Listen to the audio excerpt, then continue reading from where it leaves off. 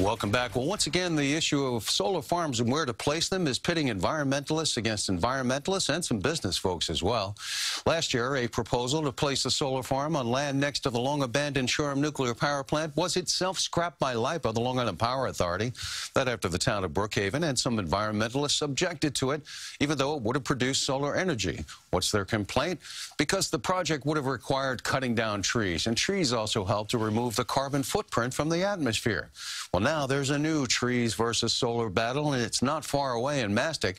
And the effort to incorporate that land into the protected Pine Barrens region, though not with the approval of the person who owns that land. And he's joining us now. The man who wants to develop that solar farm in Mastic, he is Jerry Rosengarten. Welcome to the show, Mr. Rosengarten. Thank you. So first of all, explain what your proposal is, where it is, and what you want to do. Over 6 years ago, I put in plans to make a solar farm in this area. I've made numerous applications to LIPA to get PPAs necessary. Power purchase agreements. You got to have that before you can even. You can't do anything without. Never going to happen without it. And did you say 6 years you've been at this? 6 years. I've owned the property for over 30 years. It's your land. It's my land.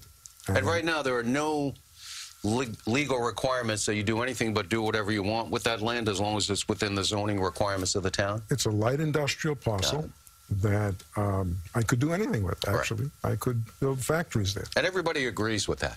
But now you have the Long Island Pine Barrens Society saying, no way, we don't want your solar farm there. It's not environmental because you're cutting down trees. And in fact, they've gotten a state lawmaker to get legislation passed that was approved by both houses of the state legislature, and is now sitting with the governor to make your land part of the Pine Barrens. Well, you had Dick Ampert on the phone on the show last week. Head of the Pine Barrens Society. As far as Dick Ampert is concerned, everything is in the Pine Barrens. My property is not in the Pine Barrens. It's not currently. Has never been. I found out his definition because I called him, and his definition of being in the Pine Barrens is if you have trees on your property in Long Island, you're in the Pine Barrens. Well, that would take a lot of people into account then. I think so.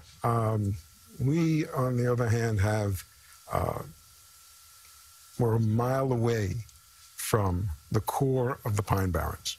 So we don't even qualify from that standpoint. Well, now you have the town of Brookhaven, though, voted the project down, saying they weren't sure you had the purchase power agreements, and you actually No, excuse me, they didn't vote the proposal down. We pulled the proposal because of some technical problems where they would have voted it down. Right, okay, so that's true. And we've reapplied. It's already in the works for the 18th. Do you have the purchase power agreement? Because I've seen, even last week, Dick Ampert was saying that you don't. I do. What proof do you have that you have it? Because that's important for a town to approve it.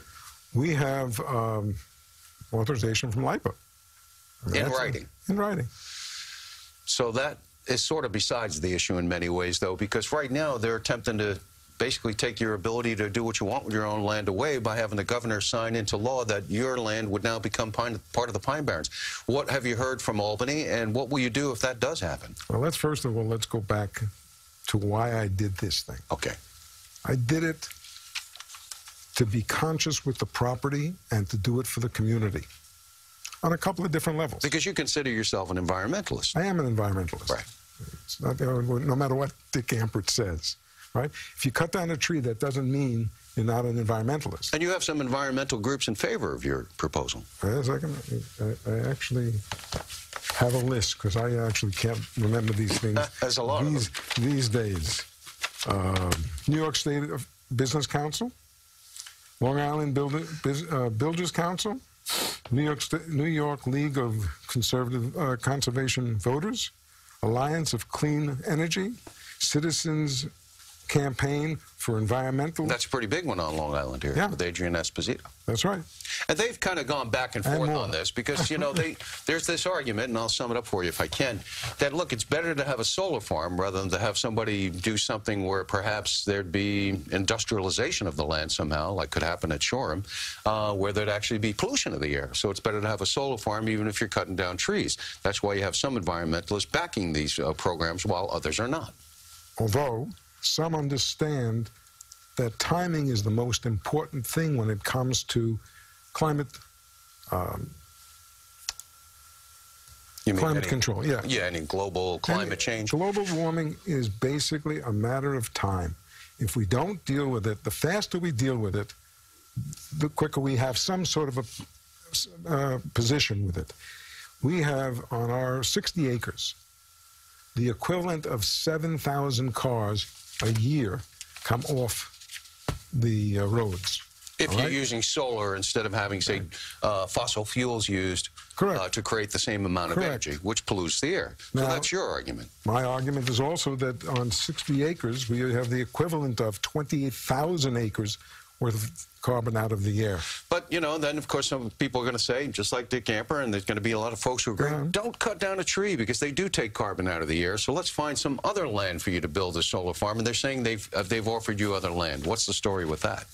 5 years, 6 years into the makings of this thing, the first time I heard anything about any land being offered was in the last few months. And it's not even the same amount, right? Well, no, they only have 20 acres.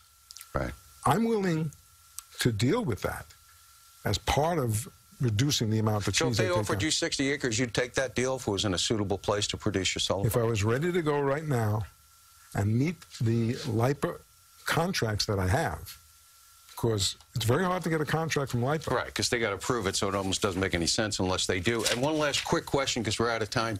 If the governor signs that bill and says you're part of the Pine Barrens, are you going to sue? Of course. 'Cause I that's mean, your right. I got $6 million invested in this thing over 6 years. Well, we'll see what happens. We'll be watching. Okay. Jerry Rosengarten, thanks for coming in and explaining your position. We'll be watching to see what the governor does. Okay. All right. Thank you. Thanks for having me. You bet. And before we go, a talented trio scores big in the nation's capital.